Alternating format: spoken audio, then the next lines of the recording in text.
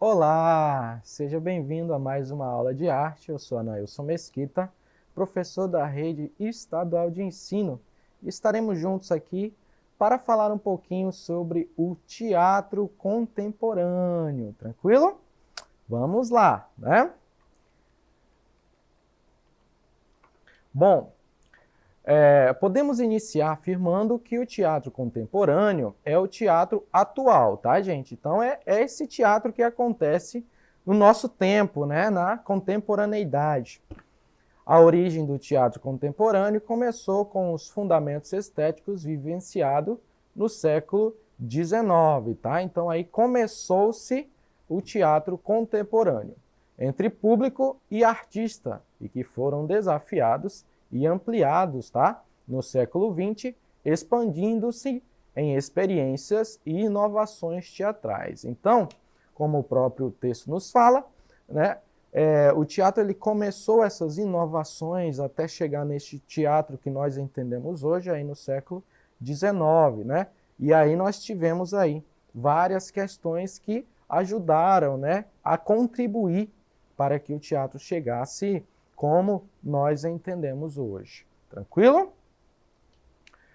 No século XIX, o naturalismo, né, cênico dominava as convenções teatrais. No início do século XX, novos movimentos e experimentações artísticas começaram a surgir em oposição às regras dominantes. Então, essa questão aqui é bem interessante, tá? Para a gente entender. Por quê? Porque sempre vai haver, né, na história do teatro, ideias que se contradizem, tá? Ideias que querem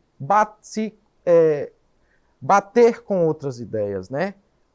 Mesmo, às vezes, tentando tirar um pouco daquela ideia anterior e, às vezes, até se fundindo e construindo algo novo, né? Dentro da questão teatral. Tranquilo? Então, é assim sempre que veio a funcionar dentro das ideias do teatro, tá? Então, lembrem-se disso. Desses experimentos se destacam o expressionismo alemão, tá? O teatro épico, o teatro da crueldade e o teatro do absurdo. Esses teatros já são teatros mais contemporâneos, tá?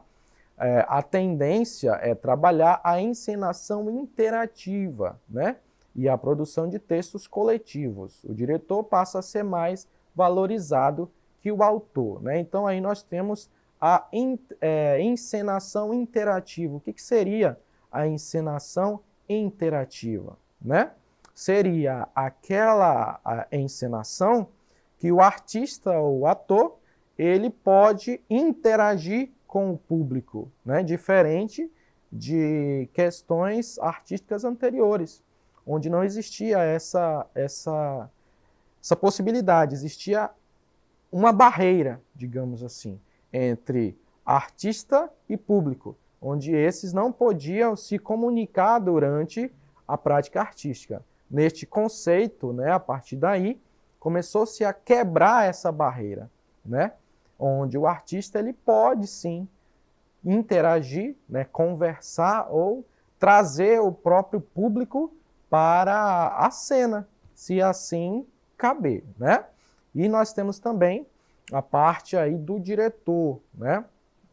Onde ele passa a ter uma valorização maior que o próprio criador da obra, ou seja, o dramaturgo, né? Que é aquele que cria a obra, né? Então o diretor ele passa a ter essa importância, né, de direção, até porque ele vai trabalhar com todas as prerrogativas aí do teatro.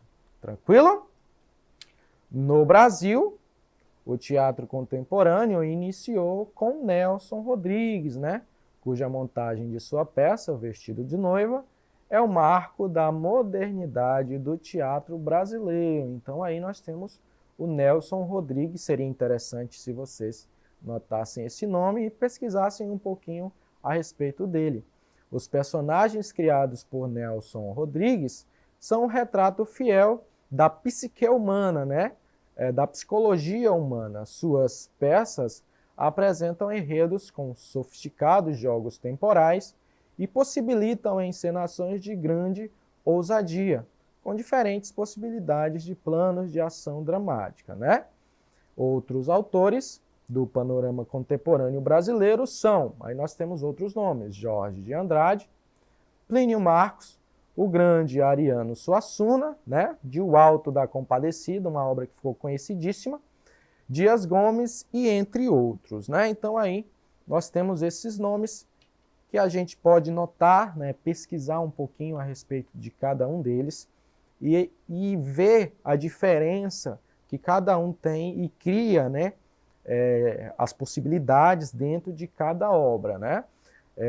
O teatro ele tem muitas possibilidades, mas cada autor ele vai ter dentro da peça dizer, né, e tentar passar para o próprio artista essas questões sobre as possibilidades que o artista pode criar e utilizar dentro da sua peça. Tranquilo?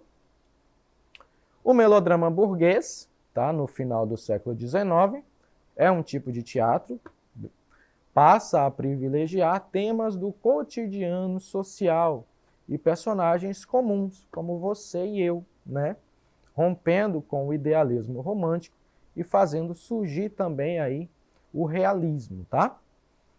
Uma figura muito importante é o Anton Chekhov, que foi um dos representantes do realismo, mostrando o dia a dia do povo russo, tá? Então, o realismo e melodrama burguês, ele trata aí do dia a dia, tá, da pessoa, né? Ele trata aí do cotidiano, temas comuns, né? Onde não é necessário eu falar apenas do presidente, né? Eu falar apenas do artista que está na mídia, né? Eu falar de um rei, mas falar do cotidiano, né, das pessoas, o que elas passam, o que elas vivem, quais as dificuldades de cada um. Então aí nós temos essas questões dentro do melodrama burguês, junto aí com o realismo, tá? Tranquilo? Nas obras aí do Anton Chekhov, tá? Destacam-se A Gaivota, tá? Que é uma obra dele, e O Jardim das Cerejeiras. Seria muito interessante se vocês também pudessem observar essas obras. Elas estão aí, né, no site, na internet. Aí nós temos o naturalismo realista, com Konstantin Stanislavski, muito complicado este nome, né? Propõe um novo espaço para o diretor e o encenador, né? E o Konstantin é o maior representante do naturalismo realista, tá? Chegou a criar um método específico de encenação e interpretação, né? Ou seja, nós temos a forma encenada, tá? E nós temos a interpretação, aquilo que o encenador, o ator, ele entende para que se possa fazer, né? Então temos essas concepções de encenação e interpretação, tá? O espaço cênico naturalista também precisou passar por mudanças. Então a gente percebe que cada teatro ele tem um certo diferencial para dar as condições visuais e acústica ao público, já que a ideia central desta estética seria a identificação de cada pessoa na plateia com os personagens, tá? Então aí nós temos essa conversa entre plateia e o personagem, de forma que a atmosfera da cena lhes causasse uma espécie de simulacro, né? Uma segunda realidade, ou seja, essa conversa que acontece entre o personagem e a plateia tende, né, a ideia é que essa conversa passasse para o público que eles não estavam ali somente assistindo o teatro, mas que eles estavam participando do teatro, né? Então eles estavam em uma outra realidade, ou seja, a realidade que está sendo encenada, né? A realidade que está sendo produzida, passada ali dentro daquele contexto teatral. Tranquilo?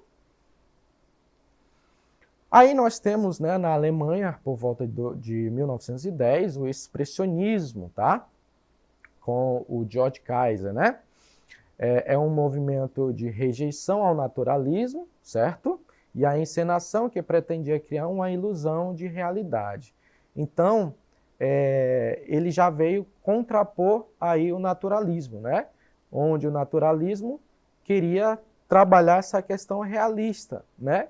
Essa ilusão, na verdade, de realidade com o público. Já o expressionismo, não. Ele já vinha combatendo essa ideia, certo? O expressionismo inovou radicalmente o cenário, apresentando uma leitura não realista, né? Então, eles já não trabalhavam a questão da realidade em si, tá? Mas outras concepções, estilizando e distorcendo os elementos da cena, certo? Na música, isso também acontece muito com Schoenberg, tá?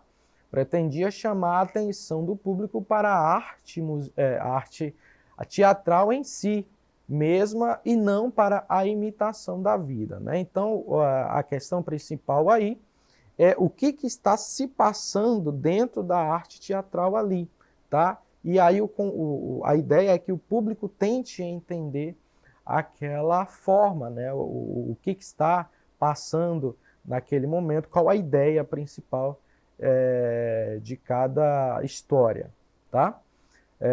George Kaiser e Ernst Toller foram os primeiros expressionistas no teatro e em seus trabalhos buscavam mostrar a expressão do sentimento humano, ao invés de apenas retratar sua realidade externa, exibindo ainda temas sociais, mostrando o homem em luta contra a mecanização, né, desumanizadora, da sociedade industrial. Então aí é no contexto da Revolução Industrial aí, certo? Onde nós temos o expressionismo que fala, tá, sobre essa explosão de sentimentos humanos, mas de uma forma não realista em si. Se a gente for pesquisar um pouquinho sobre expressionismo, dentro das artes plásticas, a gente pode tentar entender um pouquinho mais sobre essa questão e visualizar, né, o que os artistas pretendiam passar no teatro, já que eles produziam isso em telas também. Tranquilo?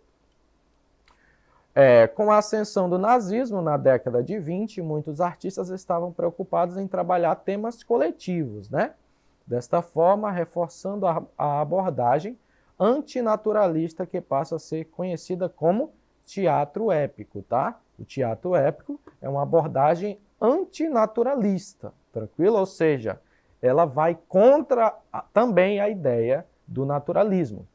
E o pioneiro dessa estética, dessa forma de teatro, foi Erwin Piscator, que teve como discípulo e militante do teatro épico o alemão dramaturgo e poeta lírico Bertolt Brecht, né? Brecht propunha um teatro politizado, cujo objetivo era e é ainda modificar a sociedade, tá? Então, o Erwin aí aprendeu muito com Bertolt Brecht, que foi um dramaturgo alemão e teve também de ser exilado, né, na Segunda Guerra Mundial, porque era contra as ideias nazistas. Tranquilo? Bom, por hoje é só. Não esqueça de acessar a nossa plataforma Eduque. Espero que você tenha gostado da aula e até o nosso próximo encontro. Até mais.